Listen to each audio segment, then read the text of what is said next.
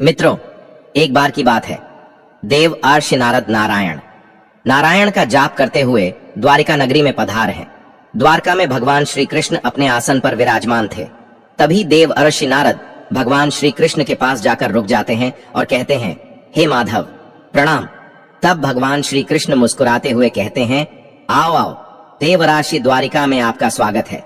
कहिए देवराशि, आज अचानक द्वारिका में यूं ही पधारने का कारण क्या है? तब देवऋषि नारद कहते हैं, हे प्रभु, आज मेरे मन में अचानक एक प्रश्न ने विकराल रूप धारण कर लिया। मैं वही प्रश्न जानने की अभिलाषा से आपके पास आया हूं। कृपा कर मेरे शंका का समाधान करें। तब भगवान श्री कृष्ण कहते हैं, हे देवर्षि, तुम निश्चिंत होकर अपने प्रश्न का उत्तर पूछो। मैं तुम्हारे प्रश्न का उत्तर अवश्य दूंगा। भगवान श्री कृष्ण के मुख से इतना सुनते ही देवर्षि नारद कहते हैं, हे प्रभु, इस धरती लोक पर कुछ लोग हमेशा सुखी क्यों होते हैं और कुछ लोग हमेशा दुखी क्यों रहते हैं? इसका सबसे बड़ा कारण क्या है? और हे प्रभु, इंसान का असली सुख क्या है? क्या संभोग ही इंसान का सबसे बड़ा सुख है? देवर्षि नारद के मुख से इतना सुनते ही भगवान श्री कृष्ण कहते हैं, हे देवर्षि, आज तुमने बड़ा ही उत्तम प्रश्न किया है जो समस्त मानव जात कल्याण हेतु अत्यंत महत्वपूर्ण प्रश्न है। प्रत्येक मनुष्य को यह जानना अति आवश्यक है कि मनुष्य के अंदर एक ऐसी शक्ति होती है जिससे वो चाहे तो क्या नहीं कर सकता। चाहे तो अपना जीवन स्वर्ग बना सकता है, चाहे तो नर्क बना सकता है, चाहे तो लाखों लोगों को कल्याण कर सकता है, और चाहे तो खुद को बर्बाद भी कर सकता है, और चाहे तो खुद को महान बना सकता है। हे देवऋषि, कुछ लोग इतना सुखी और कुछ लोग इतना दुखी क्यों होते हैं? इसका कारण क्या है? अधिक संभोग करने से क्या होता है?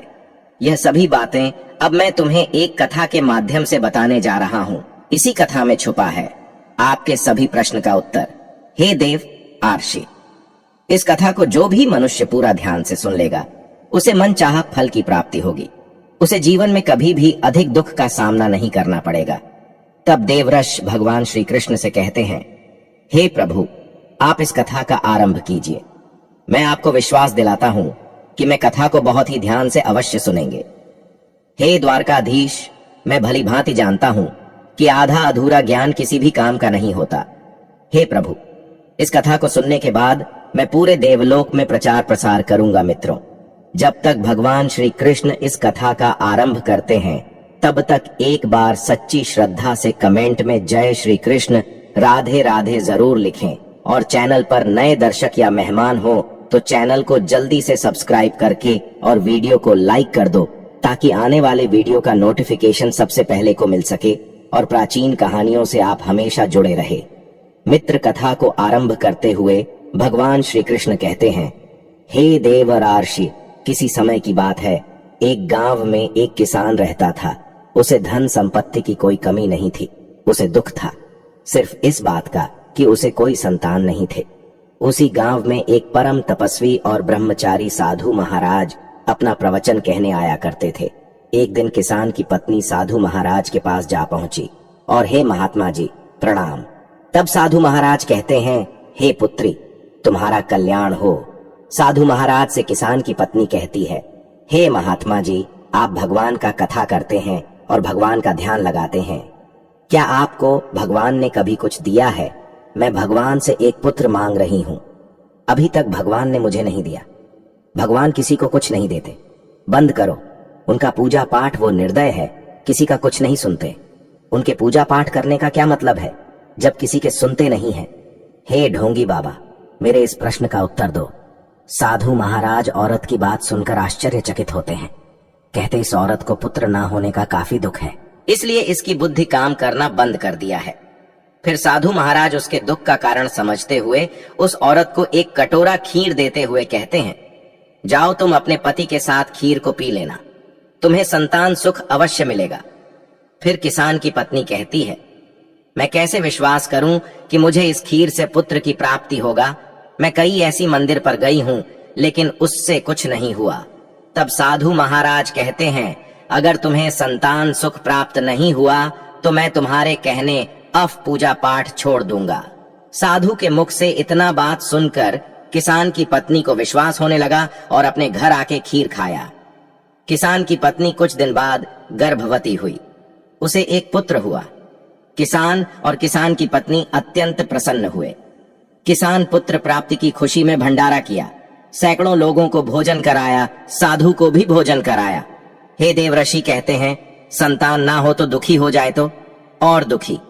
कुछ दिन बाद किसान का बेटा धीरे धीरे बड़ा होने लगा और गलत लोगों का साथ करके ज्वारी बन गया। मदिरा पान का सेवन करने लगा। माँ बाप का किसान का बेटा अब कुछ सुनता ही नहीं था। सारा संपत्त बेच बेच शतरंज में हार गया।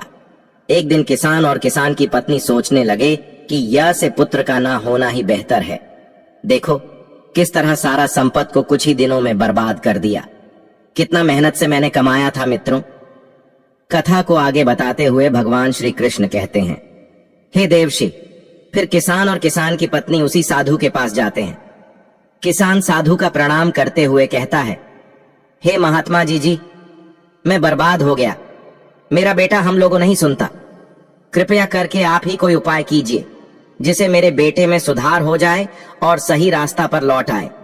आपने ही हम लोगों पर कृपा करके पुत्र प्राप्ति का आशीर्वाद दिया था। आपका आशीर्वाद सफल रहा। किसान की इतनी बात सुनकर संत जी बोलते हैं, हे पुत्र, मैं कोई ना कोई उपाय अवश्य करूंगा, बस तुम्हें मेरे बताए अनुसार कुछ कार्य करना होगा। तब किसान कहता है, महाराज जी, आप जैसा कहेंगे मैं वैसा ही करूंगा, लेकिन मेरा पुत्र सुधर जाना चाहिए। जिस तरह उसकी इस समय हालात हैं, देखकर मुझे कभी कभी एहसास होता है कि ऐसे संतान से बगैर संतान ही भला। मित्रों, कथा को आगे बताते हुए भगवान श्री कृष्ण कहते हैं, हे देवाशी, फिर साधु किसान से कहता है, इस धरती पर स्त्री धन यह सब एक मोह माया है। जिसने भी इसके जाल में फंसा है वह 100% बर्बाद ही हुआ है। बड़े से बड़े राजा भी स्त्री सुख, काम भोग का सुख के चक्कर में खुद को नष्ट कर लिए हैं। जैसे मैं तुम्हें कई ऐसे महत्वपूर्ण और महान लोगों के बारे में भी बता सकता हूँ। तुम अब मेरे एक एक प्रत्येक बातों को बहुत ही गौर से सुनना। काम वासना एक ऐसा दलदल है, अगर कोई भी कूद जाए तो हमेशा वो आपको नीचे की ओर ही ले जाएगा। जैसे मोह माया के चक्कर में महाभारत हुआ, एक स्त्री के चक्कर में रावण का अंत हुआ। रावण के पास हजारों स्त्रियां थीं, फिर भी उसका इच्छा काम नहीं हुई और वह माता सीता को चुरा ले गया, जिसके कारण उसकी मृत्यु हो गई। हे किसान, इंसान अगर सुख का अनुभव करें तो वह सुखी है, दुख का अनुभव करें तो वह दुखी है। उसका हर चीज देखने का अपना नजरिया होता है। तुम्हें पुत्र नहीं थे, तब तुम्हारी पत्नी यहाँ पर आकर मुझे क्या क्या नहीं कहा। उस समय कितना कितना दुख था तुम्हें, और आज अगर तुम्हारे पास संतान है तो फिर भी तुम दुखी हो। इन सब बातों का कारण क्या है? तुम्हारा स्वार्थी इंसान कभी भी सुखी नहीं रह सकता, उसके पास कितना धन और संपत्ति क्यों ना हो।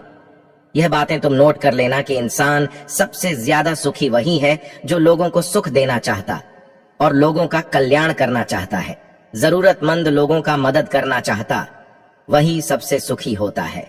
हे देव, वार्षि फिर साधु किसान से कहता है, अब मैं तुम्हें बहुत ही अनमोल बातें बताने जा रहा हूं, जिसे तुम बहुत ही ध्यान से सुनना। काम वासना एक ऐसा शक्ति है जिसको भूलकर मनुष्य अगर कोई भी लक्ष्य को निर्धारित कर ले तो उसमें सफल जरूर हो जाएगा। ब्रह्मचर्य का पालन करने से काफी लोग महान हुए हैं और ब्रह्मचर्य को नष्ट करने से लोग बर्बाद भी हुए हैं।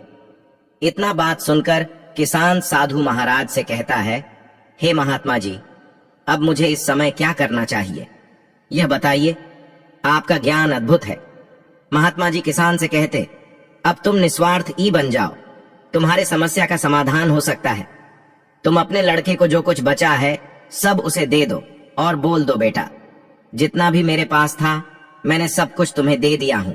अब तुम चाहो तो इसे फेंक दो, चाहो तो मुझे 2 रोटी दो, चाहे तो भूखन मारो, सब कुछ अब तुम्हारे हाथ में है। 2 वक्त की रोटी के लिए ही तो हर पिता पुत्र का कामना करता है। हे किसान, इतना करने के बाद उम्मीद कि तुम्हारा बेटा अवश्य सुधर जाएगा। ईश्वर के ही बल पर मैंने तुम्हें पुत्र प्रदान करने के लिए खीर दिया था। ईश्वर की ही बल पर आज मैं तुम्हें तुम्हारे पुत्र को सुधारने का मूल मंत्र दिया हूँ। जाओ, सही से इस्तेमाल करो, ईश्वर का नाम लो, सभी कार्य सफल होंगे। इतना सुनकर किसान और उसकी पत्नी महात्मा का प्रणाम करके घर वापस लौट जाते हैं। महात्मा के बताए अनुसार सभी कार्य करते हैं, धीरे धीरे सही रास्ते पर आ जाता है। मित्रों, कुछ इस प्रकार भगवान श्री कृष्ण ने नारद जी को कथा सुनाया है। यह कथा आपको कैसी लगी? वीडियो को लाइक जरूर करें और एक बार सच्ची श्रद्धा से कमेंट में जय श्री कृष्णा राधे राधे अवश्य लिखना। वीडियो देखने के लिए आप सभी मित्रों का धन्यवाद। जय श्री कृष्णा राधे राधे।